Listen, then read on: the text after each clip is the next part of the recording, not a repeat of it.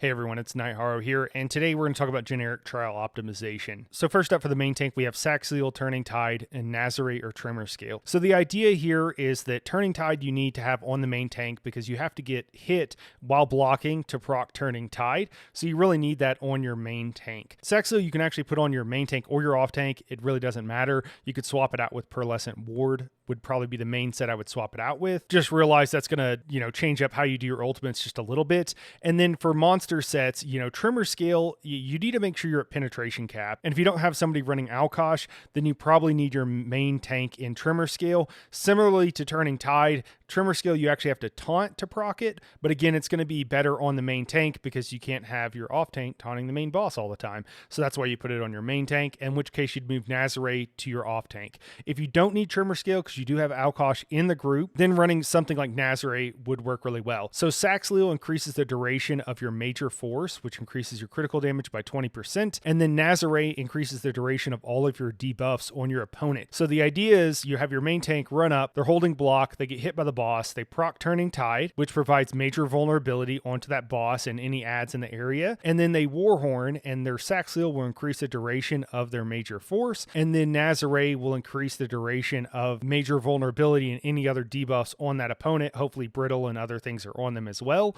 And so you get this really huge DPS window, and the only one that has to do anything is your main tank. So they can really kind of control that. And what I like to do is have a main tank run up, do that, proc Turning Tide, then Horn, and then they're pretty much good for a while, pretty much for that whole DPS phase. And then they can focus on keeping themselves alive. And then for your off tank, I recommend Pearlescent Ward and then Powerful Assault. Pearlescent Ward, as I mentioned, you could swap this to somebody else. You could put it on your main tank, for example. Powerful Assault, you really want it probably on your off tank. You could also put it on a healer instead, like your SPC healer, but it works really well on your off tank because Powerful Assault requires you to use a skill from the Assault skill line for the PvP skill line. Typically that's Vigor. You could also use Caltrops or something, but there's two reasons here. One is that, the proc on Powerful Assault, even though they've increased it so that it's larger, it's still not that large. So you need to be able to stand in the group or very near the group, and the main tank less often is able to do that. And then the other reason is because you have to cast this twice to hit everybody in the group because it only applies to 5 people each time, and you've got 8 DPS that you need to get this buff on, and ideally you give it to the healers as well, so you need to cast it twice, and that means you're going to have to be casting a stamina costing ability multiple times to get it on the entire group, and that's just very stamina intensive. Depending on what class your main tank is on, that could be hard for them to sustain. Now I have done it is possible to do. I've done it on a Necromancer, which has really bad stamina sustain, on double eye staff where I couldn't heavy attack to get back stamina. Can you do it? Yes. Is it very hard to do? Absolutely. So it's not something you want everybody to do. And then again, for our monster set here, if our main tank goes with Trimmer Scale, we're going to go with Nazarite. If not, we can use something like Archdruid, or you could even use like Baron Zadris or some other ulti generating set. Bloodspawn is also good as long as you're getting hit and taking damage for ulti generation, as well as providing a little bit extra resistances. But if you go with something like Archdruid, the way that works, it actually provides the same buff that Turning Tide and also like a Necromancer's Colossus would provide. It's that major vulnerability. You just have to heavy attack. The thing with Archdruid is that it kind of works a little bit screwy, and it doesn't always work as well as we'd like. And so that's why it's oftentimes not quite as good as you would think. Oh, I'm sorry. Let me explain where to get all these. Sack Seal drops from Rockgrove. You do not need to run any trial on Vet to get these sets. You can run it on normal. Turning Tide and Nazarite actually both drop from Shipwright's Regret, which is a dungeon.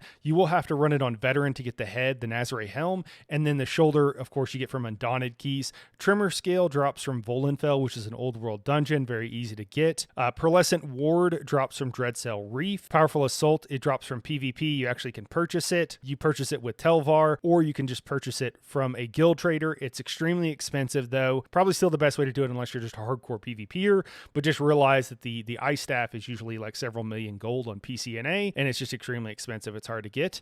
And then Archer Deverick drops from Earthen Root Enclave, which is a DLC dungeon, and again, the same method to get the monster helm and shoulder. Okay, now moving on to our healer sets here. The first thing I'd recommend for any healer to get, the first setup is going to be Spellpower Cure, Pillager's Prophet, and then Symphony of Blades. Spellpower Cure drops from White Gold Tower, which is I think it's one of the first DLC DLCs technically, but it's basically like an old world dungeon, pretty easy to get, pretty easy to farm. And then Pillager's Prophet drops from Dreadsail Reef. Again, you can run it on normal, you don't need to do it on vet. And then Symphony of Blades drops from Depths of Malatar. And of course, you have to run it on vet and kill the last boss to get the helm, and then the shoulder you get with Undaunted Geese. And that one can be a little bit tricky, a little bit hard to get, but start off by getting Spell Power Cure and you'll be good to go. And that'll be 90% of what you need to bring to a group. And then after that, our second setup here is Roaring Opportunist and Jorvolds. You always want to pair these two sets together. I sometimes see Jorvolds by itself. It's almost never, it's never really good. You always want to pair it with Roaring Opportunist, or almost always. Roaring Opportunist, what that does is whenever you heavy attack, it provides your group with Major Slayer, which increases your damage done by 10%. You do need to heavy attack twice in a trial group because it will only apply to 5 group members each time you do it. And of course, you have 8 DPS you want to apply this to, so you will need to heavy attack twice in a row. If you're looking for add-ons to keep track of most of this stuff, a lot of times they're named after the set. So like if you look for Roaring Opportunist add-on, that's what it's called, and it'll have timers and everything else for you. This has a maximum theoretical uptime of 12 seconds. Generally speaking, as long as you're in a good trial setup, you're not in like heavy armor for some reason or doing something weird, you'll have the full 12-second uptime on this. And then when you pair it with Jorvold's Guidance, you end up with a 16.8 second proc time. And then of course it does have a 22-second cooldown, so there is some downtime there. Just keep that in mind. And then again, Jorvold's, we just where to increase the proc time of our Roaring Opportunist. And then we have either Spolder of Ruin, or you can use something else like Ozazen is a really good survival setup. The reason you might want to use Spolder of Ruin is because it will increase the weapon and spell damage of, I think, 6 members around you. Maybe it's 5. I'll pop it up here. And even though it reduces your own personal and also reduces your recoveries, since you're heavy attacking so often, it's not that big of a deal. And the loss of spell power for you isn't that big of a deal. You're still going to be able to keep everybody alive. You're still going to be able to do your job, and it's one way you can maximize DPS, but it is a little bit more difficult of a set. So if you wanted to run something like Ozazon, that drops from Scrivener's Hall, which is one of the newer DLC dungeons, but that will provide the group with resistances whenever you overheal them, which you'll be doing all the time, as well as providing Minor Vitality, which increases healing received by 8%. So it's a really good like survival setup. So if you are in a place that survival is a little bit more important, or you're having difficulty, maybe you're doing the warrior on Starfall, and people are dying, this could help keep them alive because that extra resistances really does reduce their damage taken considerably. And then the one class you really want as a healer is a Warden. And the reason for that is you have a passive that whenever you heal someone, you provide them with minor toughness, which increases their total health by 10%. That's pretty huge. It's really big for your tanks, obviously, since they have more health anyways. But this is something like in hard modes that, some people would consider it almost required, but it does make things a lot easier, stops people from dying to one-shots that they might otherwise have died to. So it's really important. Having an Arcanist or a Nightblade healer just provide unique buffs. An Arcanist, you'll want somebody in your group that is an Arcanist to run Zena's Empowering Disc, and it's best to have a support do it, like a tank or a healer, and they need to be standing in the group. But if you don't have one, you can still have a DPS run it, and that's one of the things you definitely want to do, is make sure that you have somebody in the group running Zena's Empowering Disc for that Minor Courage, which will increase your weapon and spell damage by 215 for everybody that gets the buff. All right, now moving on to support DPS sets here. First up is Zenkosh. Zenkosh is often ran by a DK, but it doesn't have to be. You can run this on most other classes, to be totally honest with you. Outkosh you can run easily on anybody. There's no difference, no reason not to run it on anybody. You absolutely want it in the group, and that will keep your tank from having to run Tremor Scale, and they can run something a little bit more optimized. It also doesn't really result in much of a DPS loss because the proc set does do damage, and it does it in AoE, which can be nice in certain situations. As far as Zen's Redress, for each dot you have on an opponent, it increases their damage taken by 1% up to 5%. This is very easy to keep up, a lot easier than most people think, because you have so many other dots. Alkaj itself is a dot. You probably have a poison enchant, that counts as a dot. So there's a lot of things that count as a dot. I have a build for a Zenkosh DK running Stone Giant here on the channel, so you can go check it out if you want. And you'll find that I don't have, 5 dots on that build, but it still provides 100% uptime, and it's because of all those other reasons. So again, Alkosh will just help us get to penetration cap, and then Zen's Redress increases the damage taken by an opponent by 5%. I will note that 5% is dynamically calculated, and you only have to light attack once every, I think, 20 seconds. Very easy to keep up. Zen's Redress drops from Lair of Marsalok. Alkosh drops from Mauve Lorkosh. And again, you don't need to run on Vet. I'm gonna go horse saying you don't need to run on Vet. Also for a Zenkosh, you can have a Zenkosh Brittledin, and they can also provide Brittle. That works really well. It's very easy to do, and you don't really lose any damage doing that. Next up here is Elemental Catalyst, typically ran on a Necromancer. You can run this on other classes. It's just typically more difficult and potentially more of a DPS loss. That is less true now than it used to be, but again, typically it's just ran on a Necromancer. I have a build guide for an EC Crow here on the channel. You'll find that with all of these, so you can go check it out. Our next setup here is going to be Martial Knowledge.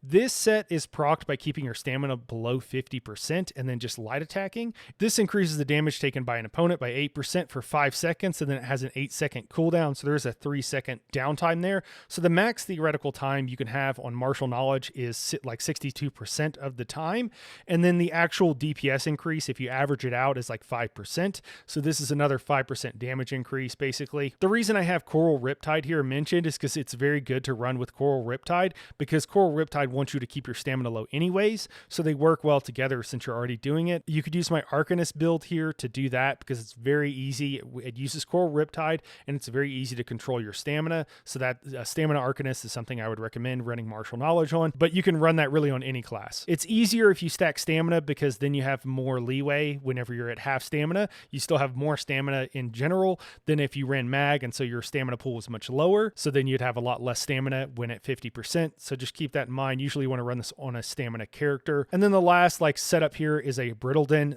running a Warden with a Brittle setup so that they can keep up Brittle. And the reason for that is it increases the critical damage taken by your opponent by 10% whenever they have Brittle applied. Now, I have a lot of friends that are a little bit sweatier, and they're like, oh, you don't need a Brittledin, a tank and such can keep this up. That's all true, but I think for the average group, asking your tank to do more, you want to ask them to do less. And so I think for most groups, having a Brittledin in your group is a very beneficial thing, and will make sure that you have Brittle up all the time on your opponent. The other thing that I will mention here is that on one of your healers, typically you want one of them running a Lightning Staff. If you don't have somebody else in your group running a Lightning Staff with Wall of Elements, you want them running a Lightning Staff and keeping their Wall of Elements down, and that'll keep up off balance pretty much off of theoretical max up times. And the reason for that is because most people are running Exploiter right now as a CP, your DPS, and that'll give you maximum damage. And then I just mentioned here that several of the classes that provide unique buffs. So basically there are 4 classes that provide a couple of unique buffs, okay? And just kind of give an overview. And the way it works is basically one class will provide a increase to weapon critical, one class will provide an increase to spell critical,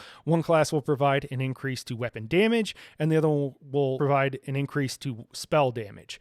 And so you usually pick one or the other. You don't need all 4 of them in a group, but probably do want at least 2 out of the 4. So a Nightblade will provide you with weapon critical, a sorcerer will provide you with spell critical, a DK will provide you with spell damage, and a Templar will provide you with spell damage. Okay, I know that's a little bit confusing, but usually you want to pick one of those to stack, or take my approach and just make sure you have one of each in the group. And then of course with each one of those classes, you do need to make sure there are certain proc condition. A Nightblade, you just need to do critical damage, so it's kind of a given. The other 3, you have to use a skill in a particular skill line, and so you need to make sure that you're doing that. So for a DK, it's an Earthenheart ability. For a Templar, it's a Dawn's Wrath ability. And then for a Sorcerer, it's a Dark Magic ability. The main one I see is heavy attack builds that don't use a Dark Magic skill. That's the main problem. Usually most of the other classes, you'll be using those regardless. You do need to make sure on your DK that you're using something like Eruption, but you do want to double check with the other 2 classes that you are running some skill from that skill line. And I think that's it for optimization today. I know this is kind of a quick and dirty guide. Hopefully it just provides most people with a general idea of what you want to do. If you want to get more into it, if you want to learn, if you're just someone who is interested and wants to learn more, I have some other videos here on the channel on this playlist, the trial optimization playlist. Go take a look. They are, the specific advice is outdated. The rationale behind it though is completely solid. And as you can see, not many people watched them the first time, so I can't really justify the length of time it takes to make those really in-depth guides if not a lot of people are interested in it. So anyways, hopefully this was helpful for you. You can find this card here on my YouTube channel on the community tab, or you can also come by the That Wasn't the Boss Discord, and I have cards like this and for all of my builds and everything. Anyways, that's it for today. Appreciate you guys watching, and we'll catch you in the next one.